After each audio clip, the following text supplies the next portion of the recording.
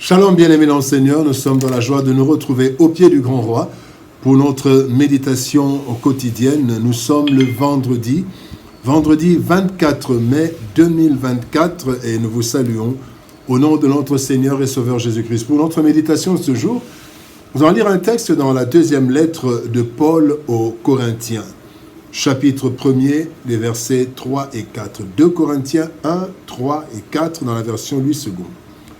Béni soit Dieu, le Père de notre Seigneur Jésus-Christ, le Père des miséricordes et le Dieu de toute consolation, qui nous console dans toutes nos afflictions, afin que, par la consolation dont nous sommes l'objet de la part de Dieu, nous puissions consoler ceux qui se trouvent dans quelques afflictions. Consolation divine. Consolation divine, tel le thème de notre méditation de ce vendredi 24 mai 2024. Bien-aimés dans le Seigneur, nous rencontrons tous régulièrement des situations difficiles qui nous affectent et apportent un lot de frustration à différents niveaux et personne n'est épargné. Pendant les temps difficiles, nous avons besoin de consolation des personnes qui nous assistent et nous apportent du réconfort indispensable pour une vie stable et épanouie. Dans le texte de ce jour, le Seigneur nous révèle le système qu'il a mis en place pour nous assurer la consolation nécessaire. Ainsi, chaque fois que Dieu nous console, il nous donne la capacité de consoler les autres en son nom. Cette consolation se déploie sur toute personne et dans toutes nos afflictions. Voici ce que nous pouvons tirer de notre verset de ce jour. Premier point, parlons de la consolation de Dieu. Quand Dieu nous console, 2 Corinthiens chapitre 7, verset 6 nous dit « Mais Dieu qui console ceux qui sont abattus nous a consolés par l'arrivée de Tite. » Dieu veut notre bonheur. C'est là même l'objet de la venue de Jésus-Christ, le bon berger qui dit dans Jean 10, 10, partie B, « Moi je suis venu afin que les brebis aient la vie et qu'elles soient dans l'abondance. » Mais encore, dans le psaume 23, verset 6, la Bible dit « Oui, le bonheur et la grâce m'accompagneront tous les jours de ma vie et j'habiterai dans la maison de l'Éternel jusqu'à la fin de mes jours. » Le désir de Dieu est donc, bien-aimés, que nous soyons heureux. C'est le désir de Dieu. Et le problème, les malheurs viennent en fait des hommes, de nous-mêmes. Et lorsque les circonstances malheureuses surviennent dans nos vies et nous affectent, Dieu se charge de nous consoler de plusieurs façons. Dieu nous console à travers les Saintes Écritures. Quand nous lisons les Saintes Écritures, il y a des passages qui consolent celui qui est abattu, celui qui est affligé. Mais Dieu utilise aussi la compassion des autres. Dans le texte que nous avons lu, il est dit « Dieu nous a consolés par l'arrivée de Tite ». Donc il nous console aussi à travers les autres. Et aussi Dieu nous console par une paix qui surpasse toute intelligence. La Bible dit « Faites connaître vos besoins à Dieu ». En Philippiens chapitre 4, verset 7, il dit « Et la paix de Dieu qui surpasse toute intelligence. » Donc quand nous sommes dans des problèmes, Dieu nous console à travers les Saintes Écritures, il nous console à travers la compassion des autres qui viennent nous voir, qui nous écrivent, qui nous appellent, mais aussi il nous console à travers une paix qui surpasse toute intelligence que le Saint-Esprit introduit dans notre vie. Parce que Dieu veut que nous soyons heureux. Dieu ne veut pas le malheur de l'homme, mais il veut le bonheur de l'homme. Le deuxième point que nous allons voir, c'est apte à consoler. Apte à consoler. 2 Corinthiens chapitre 1er verset 6 nous dit « Si nous sommes affligés, c'est pour votre consolation et pour votre salut.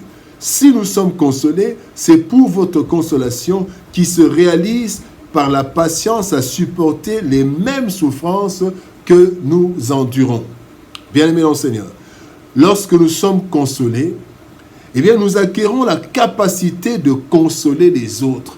Une personne consolée par Dieu a la capacité de consoler les autres. Pourquoi? Parce que d'abord, lorsque nous souffrons, nous pouvons mieux comprendre ceux qui souffrent.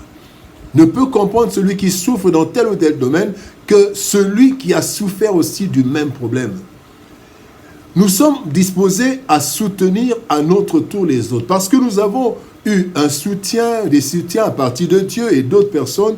Alors nous sommes disposés à soutenir aussi à notre tour les autres. Pourquoi nous devenons aptes à soutenir, à consoler? C'est parce que nous sommes plus crédibles car nous avons aussi été affectés et consolés.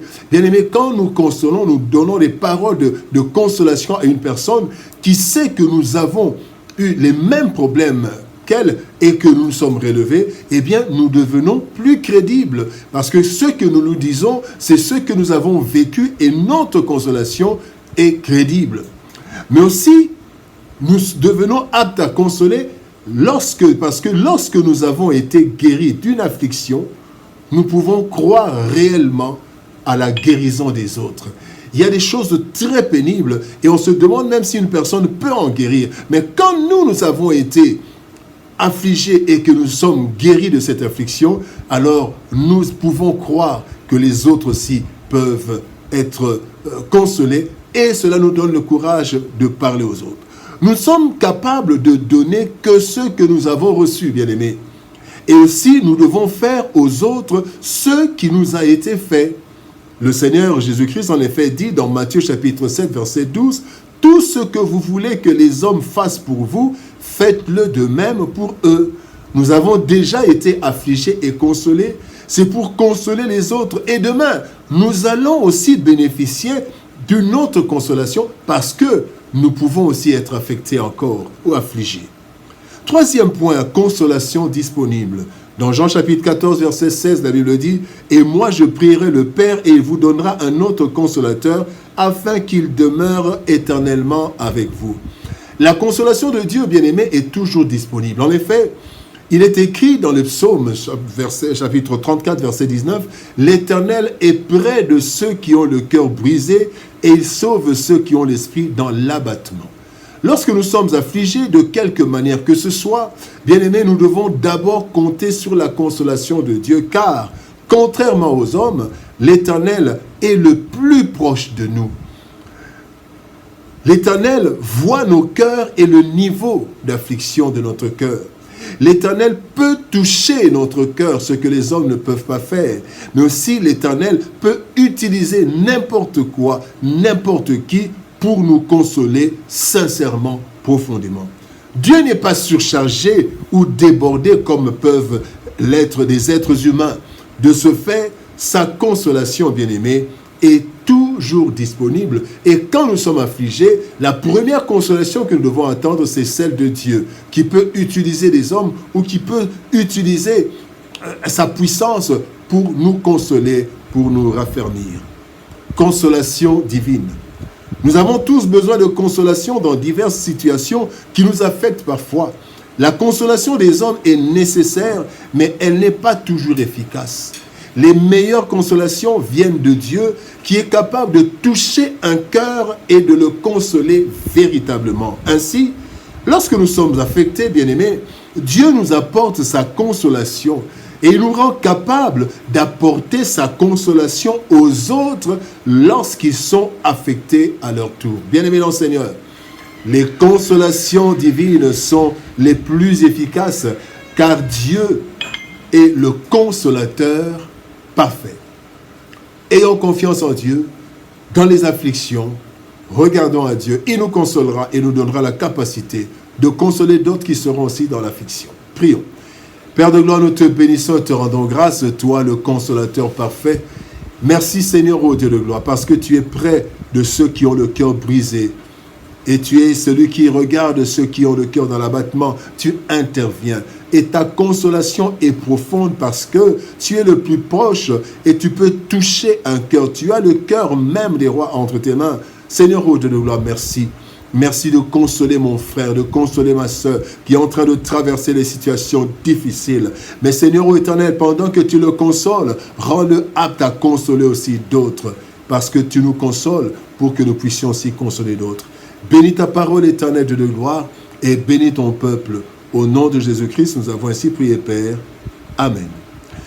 Bien-aimés dans le Seigneur, que Dieu nous bénisse. Shalom, au revoir et par la grâce de Dieu, nous nous retrouvons demain pour une nouvelle méditation au pied du grand roi. Shalom, au revoir et à demain.